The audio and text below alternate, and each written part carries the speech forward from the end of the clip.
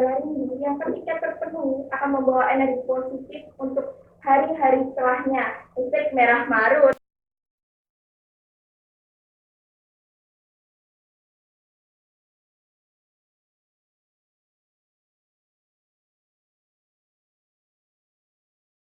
Semua, saya Hanum, dan saat ini saya sedang bersama Sally. Gimana nih kabarnya, Sally? Halo Hanum, alhamdulillah aku baik nih.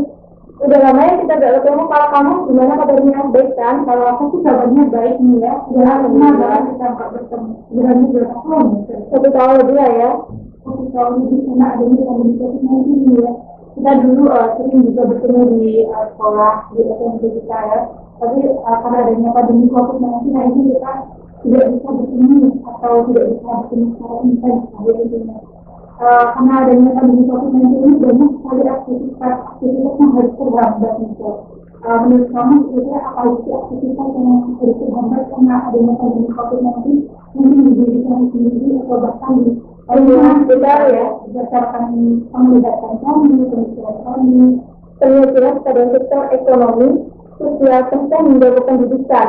Ekonomi seperti para pedagang-pedagang kaki lima, pedagang-pedagang asuhan yang sekarang sulit sekali mendapatkan omset yang telah ditentukan di hari-hari biasanya belum adanya pandemi. Jadinya kebutuhannya itu tidak terpenuhi dan bahkan untuk makan pun aja sulit loh. Tidak hanya dari pedagang-pedagang kaki lima, banyak sekali juga karyawan-karyawan yang harus istirahat. Mungkin perusahaan menyelamatkan perusahaan itu ya Dari kebangkrutan ya maksudnya. sehingga mereka harus memphk beberapa karyawan. Nah, akibat PHK itu akhirnya karyawan harus entah itu berdagang atau online shop memanfaatkan teknologi yang ada. Ya pastinya dengan globalisasi yang sangat pesat ini pastinya kemajuan teknologi pastinya terus dan berkembang kan. Setiap manusia juga setiap orang ya pastinya memiliki gadget untuk kebutuhan pribadinya, dan itu dapat dimanfaatkan untuk online shopping yang menjajakan jualannya dengan cara online. Pastinya juga mendapatkan keuntungan yang sama besarnya dengan pedagang di jalan raya mungkin atau kios-kios ya. Selain pedagang dan karyawan yang di PHK ya, aktivitas pandemi COVID-19 ini seperti tadi kita tidak bisa bertemu ya, akhirnya kita juga tidak bisa bertemu dengan teman-teman, keluarga, atau apalagi itu anak tahunnya udah lama merantau, tapi karena adanya pandemi COVID-19 ini mungkin dulu sebelum pandemi setahun 2 tahun bisa pulang, ini karena ada pandemi COVID-19 ini kita akhirnya tidak bisa pulang karena mau tidak mau kan kita tidak bisa Harus memenuhi protokol kesehatan ya. kesehatan juga pemerintah kan beberapa kali mengadakan larangan untuk mudik dan lain-lainnya, jadi mau tidak mau kita tetap harus berada di rumah dan melindungi diri kita maupun keluarga kita. Bicara soal tidak bisa ketemu ya, sebenarnya akhirnya itu kita bisa rindu kepada keluarga, teman-teman, atau rindu kepada lainnya. Kamu merasa pada seperti itu juga? Ya pastinya sih ya, apalagi teman-teman kita yang sudah menjalin asmara ya dengan pasangannya yang dulunya beda pulau, bisa lah ya sesekali menyamperin pasangannya, namun sekarang satu wilayah aja susah banget ya ketemunya karena adanya pandemi ini. Nah menurutku untuk kita memberantas pandemi ini dari Indonesia pastinya ya dengan cara menjadi masyarakat yang bijak atau atas aturan-aturan yang telah diberikan pemerintah. Kalau dulu nih ya, jangan bicara soal pulau nih ya, bicara soal satu kota aja, kita kan sering ya kalau malam minggu nih misalnya bertemu bersama, bertemu bareng nih, kumpul-kumpul, jalan-jalan, terus sekarang yang satu kota aja Susah banget ya. karena seperti LDR ya, karena adanya pandemi COVID-19 ini, jadi mau tidak mau kita tetap berada di rumah, tidak bisa bertemu, tidak bisa mungkin menjalin komunikasi langsung ya. Tapi itu semua untuk diri kita sendiri, untuk kebaikan diri kita sendiri Kebaikan ya. diri kita dan kebaikan Keluarga, orang-orang terdekat kita pastinya. walaupun akhirnya kita menemukan vibes yang berbeda nih antara bertemu langsung dan tidak bertemu langsung. Kalau dulu kita mungkin berpisah jaraknya cuma di mobil ya, tapi kalau sekarang ibaratnya jaraknya seperti Lebih panjang ya lebih pastinya. panjang ya karena adanya pandemi COVID-19. Tapi untuk para pemuda di sana yang menimbulkan kasusnya atau para anak-anak rantau yang menimbulkan keluarganya, atau bahkan kita yang menimbulkan teman-temannya, jangan jadikan semua jarak itu atau penjualan itu hambatan. Jadikan penjualan itu energi yang positif, karena kita bisa nih menghibur diri kita dengan membaca puisi Joko Pinurbo. Gimana tuh isinya? Jadi sebenarnya puisi Joko Pinurbo ini khusus untuk kita yang rindu atau terpisah oleh jarak ya. Sebenarnya jarak itu tidak pernah ada. Pertemuan dan perpisahan diciptakan oleh perasaan. Mantap sekali tuh ya Jadi intinya. kita harus sambil-sambil memanage perasaan kita ya, agar bisa menghasilkan rindu-rindu yang positif, baik itu dirindukan maupun Merindukan. ya. Karena sebaik-baiknya rindu adalah rindu yang ketika terpenuhi akan membawa energi positif untuk hari-hari setelahnya. Efek merah marun. Keren banget nih kata-katanya merah marun. Jadi rindu itu harus menghasilkan rindu yang positif untuk kita. Nah, kira-kira rindu yang positif itu seperti apa sih? Ya, yang tadi ya, yang menjadi masyarakat yang bijak atas pemerintah ya, peraturan yang dibuat oleh pemerintah yang menaati protokol kesehatan yang ketat pastinya. Ya, kita harus Stay at home juga ya. menjadi kita, menjaga keluarga kita, dan menjaga orang-orang terkasih kita itu adalah rindu yang positif. Bicara tadi kita malah bicara soal rindu nih, kita mau bahas aktivitas yang berada di bidang aktivitas yang berada di masa pandemi COVID-19 ini ya. Tadi sudah ekonomi, terus sosial, dan sekarang kita mau bahas pendidikan. Menurut kamu bagaimana sih pembelajaran di masa pandemi COVID-19 ini? Pastinya udah jelas beda ya, karena aslinya dari maupun luring itu sama aja, tapi kalau dari ini kan pasti ada keterbatasan pastinya ya, kayak internet, kuota yang tidak semua sekolah itu memberikan kuota bagi para siswa dan siswinya, dan kan kembali lagi ke ekonominya, orang tuanya aja sulit memenuhi kebutuhan seharinya ya, terutama untuk makan, apalagi untuk memberikan internet untuk anaknya. Iya, karena adanya pembelajaran daring ini, kita mau tidak mau ya kita harus bergelut dengan internet ya, problematik internet yang terjadi di kalangan pelajar yang jadi banyak permasalahan di kalangan pelajar. Ya, apalagi kalau kita mengerjakan tugas apapun itu pastinya membutuhkan internet kan ya, untuk Google, untuk YouTube mungkin ya, untuk menambah ilmu, pengetahuan dan wawasan kita terhadap materi-materi yang kita rasa tertinggal di mapel bapak ibu guru tersebut. Apalagi mapel yang menggunakan perhitungan lah ya, Seolah-olah internet ini menjadi yang utama. dalam pembelajaran dalam menyokong pembelajaran daring ini. Nah, bicara soal internet, selain internet juga ada yang permasalahan lainnya, salah satunya yaitu orang tua harus lebih ekstra untuk mengajari anak-anaknya nih, khususnya untuk anak yang TK atau SD. Kalau yang udah dewasa kan kadang kita kesadarannya tidak paham hari di YouTube atau internet lainnya. Ya mungkin kan kalau anak SMP atau SMA punya pemikiran tinggal orang tua itu harus tanya, nah kamu punya tugas apa, kamu tugasnya udah selesai apa belum, kayak gitu ya. Terus kalau TK, SD pemikirannya kan belum kayak SMP atau SMA lah ya, masih ingin seneng-seneng terus sama teman-teman, bareng sama teman-teman main-main lah ya. Terus jadinya bagi orang tua harus lebih ekstra memberikan pengertian, perhatian, dan pembelajaran terhadap anak-anaknya, karena SD atau TK itu belum paham betul dengan pembelajaran yang diadakan secara daring ini. Terlebih ya, Bapak Ibu guru TK ataupun SD saat memberikan tugas itu hanya memberikan tugasnya aja tanpa ada materi-materi yang diajarkan ya. Beberapa guru tugas tanpa memberi ini ya Ilmu, wawasan ya, atau menjelaskan materi secara virtual ini membuat anak-anak sedikit tidak bisa mengalami kesulitan. Misalkan tidak tersebut ya, bagaimana mau mengajarkan kalau tidak paham pastinya. Jadi selain internet dan orang tua ya, kita juga akan membicarakan bahwa pembelajaran daring ini, sebagian orang mengatakan bahwa pembelajaran daring ini lebih santai. Jadi pembelajaran daring ini lebih seru atau lebih gimana ya, sama aja sebenarnya seperti pembelajaran ketika tatap muka langsung, tapi bedanya pembelajaran daring ini kita berada di rumah, tidak bisa bertemu teman-teman.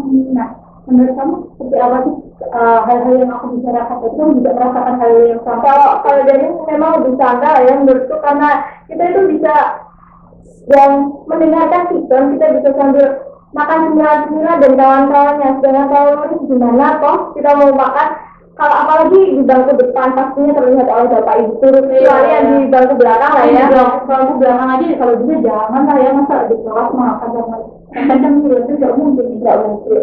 Terus tadi lebih santai, jadi kan juga merasakan begitu. Kalau aku sih merasakan, kalau kamu gimana? Iya, aku juga kadang kalau bosan ya nunggu waktunya pembelajaran yang kita harus tatap muka lewat layar laptop atau handphone, kadang nunggu itu lama ya, jadi bisa sambil makan camilan atau mungkin sambil bahan sedikit. Nanti kalau udah mulai barulah kita mengikuti. Nah, tapi diharapkan ya walaupun kita tetap santai, jangan sampai kita jadikan kesantaian itu sebagai satu hal yang membuat kita menyepelekan hal yang santai itu. Santai dulu, tapi menyepelekan jangan.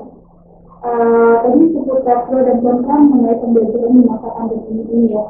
Nah, sekarang ini kan ada beberapa sekolah yang sudah mengadakan PTM ya, PTM terbatas untuk beberapa sekolah yang mungkin sudah memenuhi syarat seperti vaksin atau mematuhi protokol kesehatan, ada yang sudah dianggap mampu untuk membuka protokol secara untuk membuka sekolah secara terbatas nih ya. Nah, menurut kamu dengan adanya PTM terbatas itu kamu lebih suka tim daring atau tim luring nih?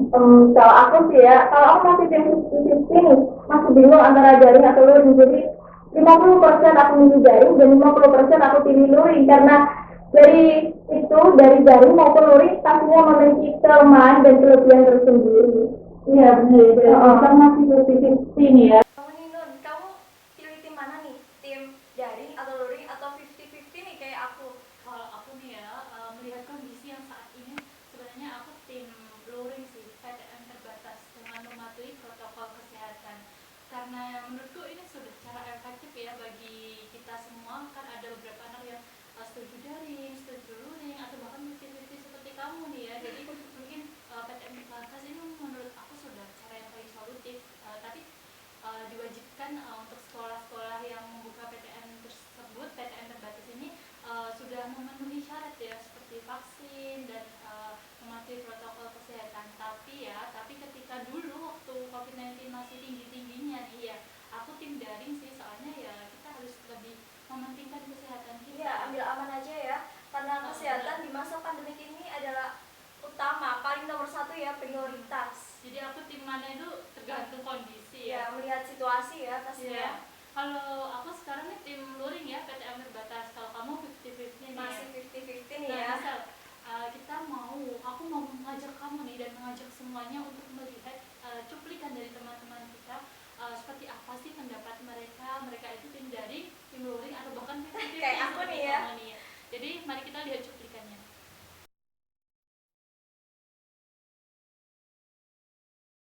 Memilih daring karena lebih nyantai, waktu pelajarannya juga lebih singkat.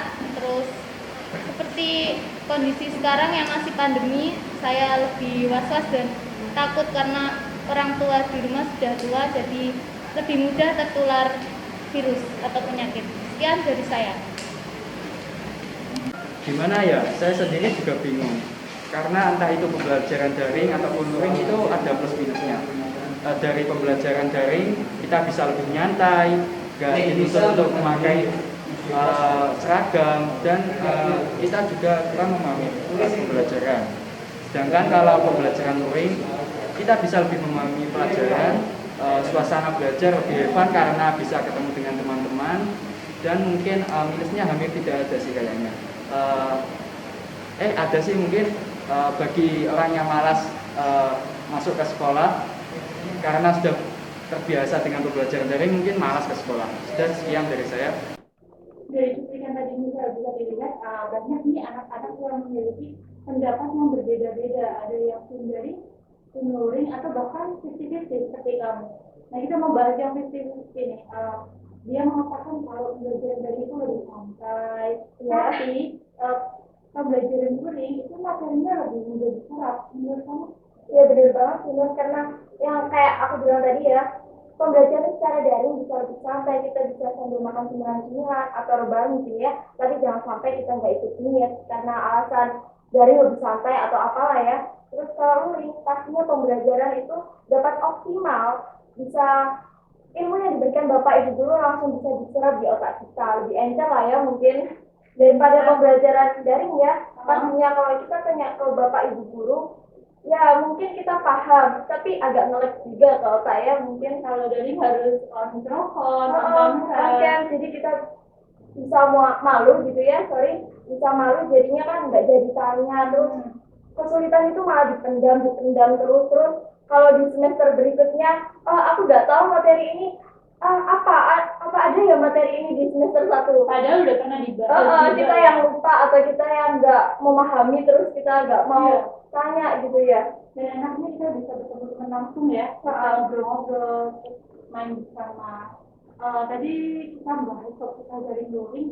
Nah, kita mau membahas gimana sih? Aku mau bertanya ke kamu, gimana agar kita mampu belajar secara efektif di masa pandemi COVID-19 ini? Kalau tips dari aku nih ya, yang pertama tuh dari diri kita sendiri. Adanya kemauan, kesadaran, dan pola pikir yang terus maju ke depan untuk meraih cita-cita dan mengejar terus yang namanya masa depan itu untuk membanggakan kedua orang tua kita. Terus yang kedua tuh ada dari lingkungan kita sendiri. Seperti ya, kalau kita berbaur dengan teman yang baik, membawa dampak positif bagi kita yang pastinya membawa juga perubahan dari diri kita yang aslinya sebelumnya kurang baik, pastinya ada perubahan lah ya dari segi apapun itu.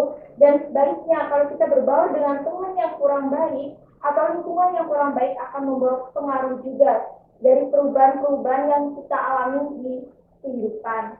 Terus yang ketiga tuh ada peningkatan rasa tanggung jawab dengan melihat usia kita ya Nun yang lebih matang, lebih tua lah ya. Iya, Terus jadinya kan kita harus meningkatkan rasa tanggung jawab akan kewajiban kita, karena kalau kita udah memenuhi dan melaksanakan seluruh kewajiban kita, hak-hak kita juga akan terpenuhi, jangan khawatir ya. Terus yang awalnya dari 50% kewajiban itu bisa meningkat menjadi 60%, 70%, bahkan ke 100%. Benar, aku juga setuju kalau kita mau merubah sesuatu, kita harus memulai dari diri kita sendiri. Kalau nggak mulai dari diri kita sendiri, mau mulai dari siapa juga ya. Kita harus pandai-pandai mengatur pola pikir kita. Jangan sampai kita menyepelekan suatu keadaan atau menganggap gampang suatu pekerjaan. Akhirnya kita menjadi seseorang yang malas atau ini tidak terdorong untuk terus maju ke depan. Benar banget Jalan. Jadi kan pandemi ini alasan sebagai penghambat kita untuk meraih kesuksesan di masa depan. Iya, terus tadi kamu bilang usahakan kita berada di lingkungan yang baik. Sebenarnya kamu pernah nggak sih berada di kondisi lingkungan yang kurang baik? Akhirnya kamu merasa, oh lingkungan ini memberikan dampak yang kurang baik kepada saya. Ada sih. Aslinya tuh setiap teman kan pastinya sama aja ya, nggak ada perbedaan. Tapi kita itu harus pintar-pintar membentengi diri kita, memfilter teman-teman yang kita bisa merasakan kan apa saja perubahan yang kita dapatkan saat kita punya circle pertemanan. Oh anak ini dan anak ini. Pastinya kita juga bisa menilai mana yang baik dan mana yang buruknya. Kalau kamu sendiri pernah? Iya, kalau aku pernah sih berada di posisi di mana aku kurang cocok nih sama lingkungan sekitar aku berpikir bahwa lingkungan sekitar aku kurang baik atau menunjukkan hal-hal yang mungkin membawa ke arah negatif gitu ya. Terus setelah kamu ketahui nih ini kurang baik, terus kamu hindari anak itu atau kamu ngajak anak itu menjadi yang lebih baik? Ya awalnya aku mengingatkan mereka untuk apa yang dilakukan mereka itu sebenarnya nggak benar, kayak sebenarnya mengajarkan kita untuk yuk kita contoh aja yang mungkin nilainya bagus atau ayo kita hari ini bolos kan kita juga nggak pernah bolos, kita mengingatkan dulu. Tapi kalau umpamanya nggak bisa diingatkan ya udah nggak usah diajak terlalu gitu. Karena apapun itu ketika teman tidak bisa diajak melalui perubahan ya, melakukan perubahan yang lebih baik, kita jangan terlalu sering menunggu teman yang tidak mau diajak perubahan ini. Ya intinya kita harus mencontohkan diri kita yang lebih baik dulu, terus pastinya teman kita itu tadi melihat perubahan-perubahan. Oh semenjak anak ini nggak bergaul sama aku, anak ini jadi lebih banyak prestasinya, lebih pinter mungkin ya. Jadinya mungkin dia iri karena dia tetap stay di sini, sedangkan kita udah lari jauh untuk meraih masa depan. Iya, memang pastinya kita harus mengajak teman-teman kita untuk arah yang baik. Tapi jika memang tidak bisa ya, saya ada ya aja yang berubah Nah, dulu ini yang berubah nih. Baru merubah dia lah ya. Kan tugas kita sudah mengajak mereka, mengingatkan mereka, mau mereka berubah atau tidak ya. Itu urusan mereka sendiri. Benar saja lingkungan ini sangat mempengaruhi. Ketika saya berada di lingkungan anak-anak yang rajin ya, akhirnya saya juga terpacu untuk maju. Punya motivasi baru ya. Motivasi agar teman saya kok udah maju nih, udah lari kenceng banget, tapi kok saya masih kayak di sini aja sih. Akhirnya kan saya kepikiran untuk maju, kepikiran untuk aduh kok teman saya udah bisa ini, tapi saya belum bisa. Akhirnya gimana caranya saya belajar mencari orang-orang yang bisa mungkin memberikan ilmu kepada saya dan sharing-sharing seputar pembelajaran dengan teman gitu. Nah terbukti ya karena circle pertemanan itu pastinya mempengaruhi atas perubahan diri kita. Sifat-sifat diri kita juga dipengaruhi oleh circle pertemanan kita ya Nun. Bukan berarti kita pilih-pilih teman ya, bukan berarti kita hanya bisa mungkin memposisikan diri kita berada di lingkungan yang tepat. Selain kira-kira berada di lingkungan yang tepat, tadi kamu mengatakan juga tanggung jawab. Aku setuju banget. Kita kan mungkin tumbuh itu semakin menjadi lebih baik ya. Kalau dulu kita tanggung jawabnya 50%, terus meningkat 70 atau 100% gitu ya. Kita tidak bisa memaksa untuk selalu meningkatkannya langsung tinggi nih ya, berproses bertahap yang mungkin kita tumbuh menjadi lebih baik. Iya, karena maju kan maju ke depan ya. Gak mungkin kan kita maju ke belakang karena gak ada juga kan maju ke belakang ya. Iya benar. Selain diri kita sendiri, kemudian lingkungan ya, lingkungan terus bertanggung jawab lebih. Kira-kira ada lagi ya? Kalau menurutku sih ada ya, yaitu aktif dalam pembelajaran. Karena saat kita aktif, pastinya Bapak Ibu Guru juga tidak memikirkan lagi nilai-nilai formatif kita yang kurang baik mungkinnya bisa diangkat karena nilai keaktifan kita di kelas. Jadinya kita nggak merasakan penyesalan gitu atas hasil yang kita dapatkan di akhir. Terus kalau kita pasif di saat pembelajaran dan nilai formatif kita belum mendorong kita untuk mendapatkan nilai yang lebih baik, pastinya akan ada rasa penyesalan di belakang harinya. Iya, apalagi kondisi seperti ini ya, kita mau tidak mau harus didorong untuk aktif ya. Walaupun sebenarnya orang yang tidak ingin aktif atau dulu kita tidak aktif di kondisi seperti ini, kita harus didorong oleh keadaan untuk aktif nih ya. Nah, kalau kamu nih termasuk orang anak yang aktif dalam pembelajaran atau pasif dalam pembelajaran? Kamu dari kayak gitu ya. Ini aku juga kurang yakin sama diri aku sendiri. Tergantung gimana orang penilaian ya dari teman-teman. Tapi kalau menurut aku sebenarnya aku sudah melakukan yang terbaik nih untuk diri aku sendiri selama mengikuti pembelajaran itu. Juga aku bukan anak yang ketika ada tugas aku berarti meninggalkan atau menunda-nunda juga. Mungkin kalau aku tidak paham ya aku kalau tidak bertanya ya mungkin bisa bertanya ke guru nih, bisa berteman ke teman-teman atau mencari teman yang nggak harus sekolah ya, beda kelas atau mungkin beda sekolah untuk ya karena ilmu kan juga nggak didapatkan hanya dari guru, dari teman pun kita bisa meningkatkan ilmu-ilmu yang sebenarnya kita nggak tahu, pastinya ditambah wawasannya dari teman-teman atau mungkin dari online ya, yang online yaitu Google atau YouTube yang kayak aku bilang tadi. Dan pastinya kita sebagai murid, para siswa ataupun siswi juga ikut les di luaran yang pastinya memberikan ilmu-ilmu tambahan bagi kita. Iya, kalau kamu sendiri gimana? Kalau aku sih nggak tahu juga ya sama kayak kamu, tinggal penilaiannya orang-orang atau aku sendiri itu kayak gimana. Kita sudah melakukan yang terbaik pastinya. Coba aku menurut diri kita sendiri. Ya jangan sampai kita mendapatkan penyesalan di akhir-akhirnya, karena penyesalan itu sangat menyakitkan begitu sih. Jangan sampai penyesalan itu datang karena kita undang. Jangan sampai penyesalan itu datang karena kita tidak mau berusaha. Gagal itu wajar. Gagal itu sudah menjadi mungkin momen kecil dalam hidup kita. Tapi jangan jadikan kegagalan itu suatu hal yang kecil karena tidak ada mauan kita untuk berusaha. Karena gagal juga awal dari keberhasilan ya. Kegagalan adalah kunci dari keberhasilan. Jadi kegagalan itu hal-hal yang biasa untuk kita percikan-percikan kecil lah untuk mencapai keberhasilan. Iya, karena suatu keajaiban itu adalah nama lain dari usaha ya. Jadi jangan berharap kita mendapatkan keajaiban kalau kita aja nggak mau berusaha. Selain tadi kita ada lagi nggak kira-kira? Mengerjakan itu baru H-1 atau H-2 sebelum pengumpulan tugas. Jadinya kesehatan kita yang terforsir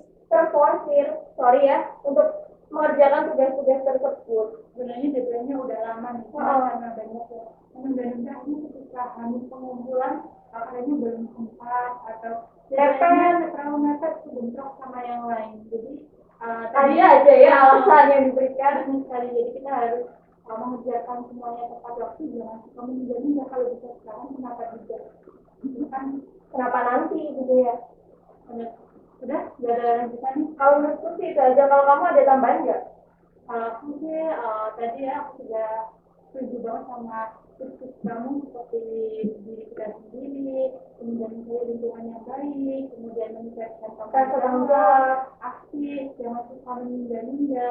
Kemudian sebenarnya dari aku sih kita harus pandai-pandai untuk mengetahui kondisi kita gitu. Di kondisi yang seperti ini saya berharap atau aku berharap untuk semuanya agar selalu menjaga kesehatan dan jangan sampai kita menjadi anak yang memanfaatkan kondisi seperti ini, akhirnya kita malas-malasan belajar. Kita usahakan lindungi diri kita, lindungi keluarga kita, belajar dengan baik ya. Terus Pastinya nggak ada hambatannya karena adanya pandemi ini, jadi kita buat malas-malasan lah. Alasannya pembelajaran daring aja kok. Aslinya sama aja ya pembelajaran daring ataupun luring. terus mencatat apa yang sudah Bapak Ibu berikan, belajar. Kan sekarang kalau umpama kita malas membuka buku ya, kita bisa mencatatnya melalui HP ya. Karena anak-anak zaman sekarang walaupun tidak suka membuka buku atau jarang sekali membuka buku, tapi kan mereka hampir setiap hari membuka fisik mereka kan. Ya pastinya kita dengan cara menulis mungkin ya tugas-tugas apa aja yang belum dikerjakan, terus kalau kita udah ngerjakan pastinya bisa di checklist satu persatu. Pastinya juga rasa senang tersendiri itu datang dari kita karena beban satu persatu itu hilang karena telah mengerjakan tugas ya. Sebenarnya kita harus menteraturkan diri gitu ya, dengan membuat Mengingit waktu dengan baik-baiknya. dengan sebaik-baiknya.